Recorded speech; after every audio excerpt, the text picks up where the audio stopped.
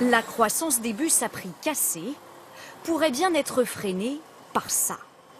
Un parking en guise de gare routière, avec des passagers assis par terre au milieu des poubelles et des détritus. C'est plutôt crado. Non mais ils auraient pu avoir des bancs, des petites tables. Je vois un parking d'autoroute. En fait c'est exactement ça, je vois des bus qui sont garés, des grands axes à côté, c'est un parking plus qu'une gare routière.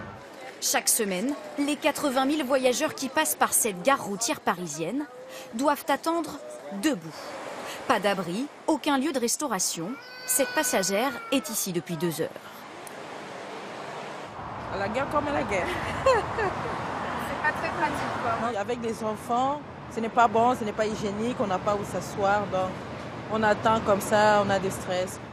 Pour ce directeur d'une des compagnies de cars, cette absence d'infrastructure est un frein pour le développement de l'activité. Ces passagers, aujourd'hui, ils n'ont qu'une envie, c'est de partir le plus vite possible de cette gare routière. Ce n'est pas du tout un endroit qui est accueillant. Le jour où on a des gares routières dignes de ce nom, le marché va encore plus grandir. Des gares routières inadaptées pour un secteur en plein développement. En un an, 1 800 000 passagers ont pris ces bus.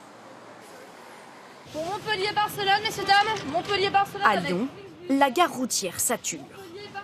Les voitures se mêlent aux cars. Ce chauffeur est exaspéré par l'absence totale d'organisation. Un bus qui fait 15 mètres de long et qui ne peut pas manœuvrer, une entrée qui n'est pas adéquate, très étroite, donc avec une insécurité totale pour les passagers. Quand vous venez de vous taper 7h40 de route, vous n'avez pas le temps de faire la police en arrivant. Une augmentation du trafic qui n'est pas prête de s'arrêter. Aujourd'hui, plus de 150 villes sont desservies. Les opérateurs privés pourraient très bien demain décider de lancer des chantiers de construction de gares routières, sachant que ça peut représenter de vrais pôles d'attractivité, notamment pour les communes. On espère que les collectivités locales vont faire leur maximum pour justement prendre ce sujet très au sérieux. Avec le développement des gares routières, il y a tout à gagner pour les voyageurs, pour la dynamique économique locale.